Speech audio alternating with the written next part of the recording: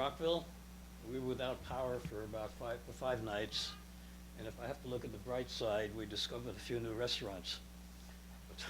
But more seriously, I worked and still work in the area of reliability of equipment for utilities. I worked for 24 years at the Electric Power Research Institute in Washington.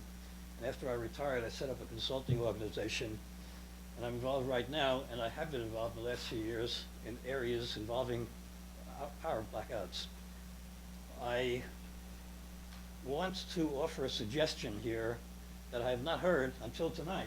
This gentleman in the blue shirt, who I don't know, talked about what's the problem rather than who is the problem. I'm going to offer a suggestion from personal experience where the utility, actually the Public Service Commission and the state, brought in outside experts to help solve the problem. So I first want to read a letter that I wrote to the Washington Post on July 5th. It is of value to review what utilities and public service commissions have done in the past outside of Washington, D.C., where severe outages have occurred. One possible approach is to bring in a group of outside experts who are specialists in individual technologies. Nobody expects the PSC to have this knowledge on staff. They would analyze the system of the utility of concern. In this case, we're talking about PEPCO. This takes place by the utility providing requested information. The outside expert analysis focuses on weaknesses and strengths of the entire system. In the area I was involved in the past, it was single outages. Different story, different problems, but the principle remains the same. The group can determine if state-of-the-art technology is being applied and makes recommendations regarding improvements to assure future reliability is achieved. Looking one step deeper, we can focus on overhead underground substation problem, transformers, cables, towers, and looking beyond obvious tree trimming.